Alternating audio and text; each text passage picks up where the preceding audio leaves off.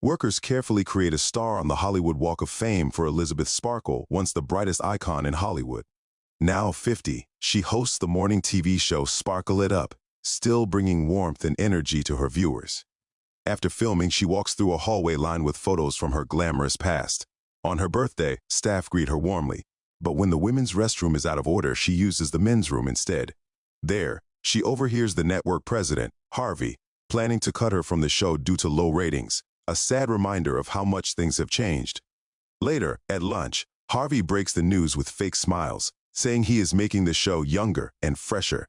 Known for his dismissive comments about women, he adds some patronizing remarks. Elizabeth, left with no choice, quietly accepts. On her drive home, she catches a glimpse of her poster being taken down from a billboard, a painful reminder of her fading relevance. Distracted, she loses control of the car, leading to a sudden accident. At the hospital, Elizabeth gets surprising news: she survived the accident without a scratch.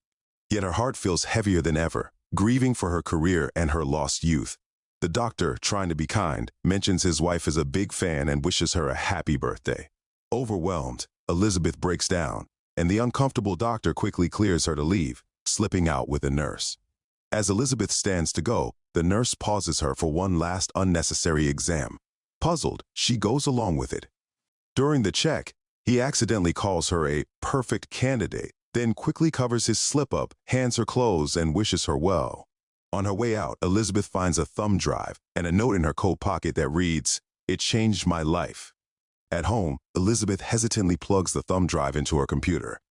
A video begins, delivering a chilling message about a black market drug called the substance. The narrator explains that, when injected, it supposedly unlocks hidden potential within one's DNA, transforming the user into a stronger, smarter, and more flawless version of themselves. The video ends with an eerie warning: "You are one. You cannot escape yourself." At first dismissing it as a strange prank, Elizabeth tosses the thumb drive in the trash. But as she catches her reflection, every wrinkle and flaw stands out, stirring a growing doubt. The desire to reclaim her youth and power begins to pull at her. Finally, curiosity wins, and she retrieves the drive from the trash. She dials the number etched on it and quickly receives a reply with a mysterious address. Scribbling it on her palm, she finds herself at the edge of a life-altering decision. Uncertain of the risks, but too drawn by the promise of something more to turn back. The next morning, Elizabeth receives a package containing a simple ID card with 503 printed on it. Intrigued yet apprehensive, she follows this cryptic lead to a hidden building in a shadowy alley. Inside, she discovers a locker box holding a single package. Without hesitation, she takes it and rushes home, her curiosity now mingled with fear. As she opens the package, she finds medical equipment, vials of unknown fluids, and flashcards with cryptic instructions. Despite her growing dread, Elizabeth resolves to follow through. She stands naked before the mirror, confronted by her aging body, loose skin, and imperfections. Driven by desperation and a longing for her former self, she takes a shaky breath and injects herself with the green fluid, bracing for something, anything. Moments pass, and nothing happens. Disappointed, Elizabeth turns to leave, convinced it was all for nothing.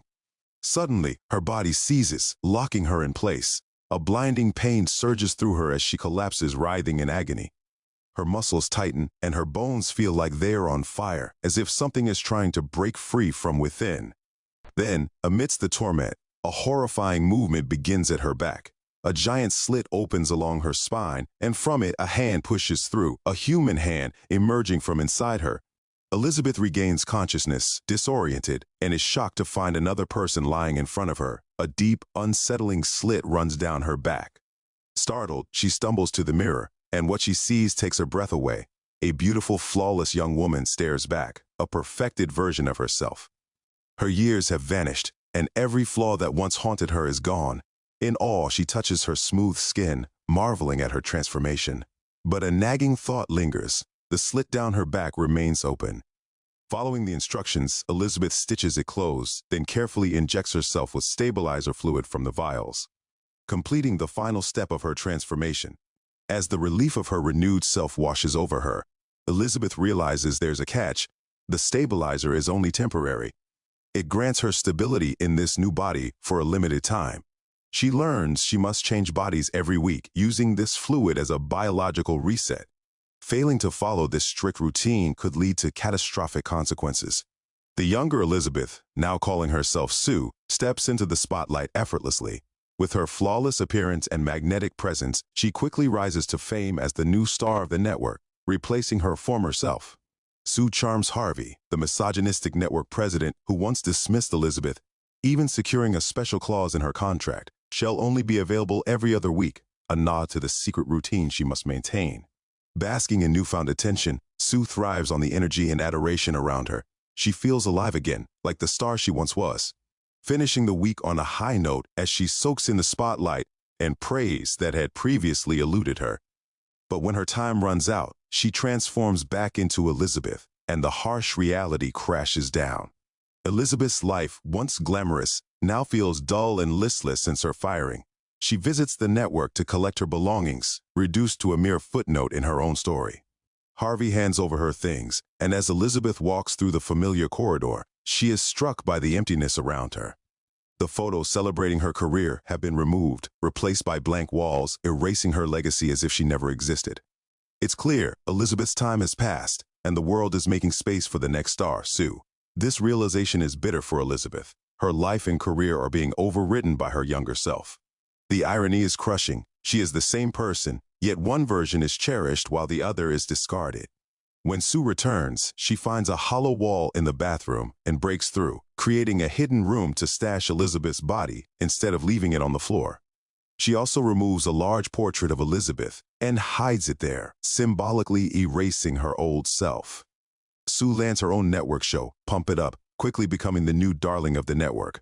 After a successful shoot, she is celebrated by Harvey and the crew, and her poster replaces Elizabeth's in the corridor, marking her rise to stardom. On the 7th day of her new life, Sue makes a reckless decision by inviting Troy over for a spontaneous one-night stand. As the night unfolds, her time begins to run out, and she starts to destabilize. In a panic, she extracts more stabilizer fluid from Elizabeth's body and injects it into herself. The rush of the fluid stabilizes her just in time, allowing her to return to Troy, who remains unaware of the chaos beneath her glamorous surface. With each moment, Sue revels in her success, but the shadows of Elizabeth's existence loom ever closer.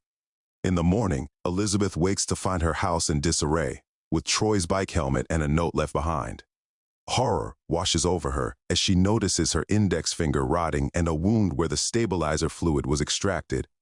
Furious, she calls the number for the substance but is told to respect the balance, reminded that she and Sue are one.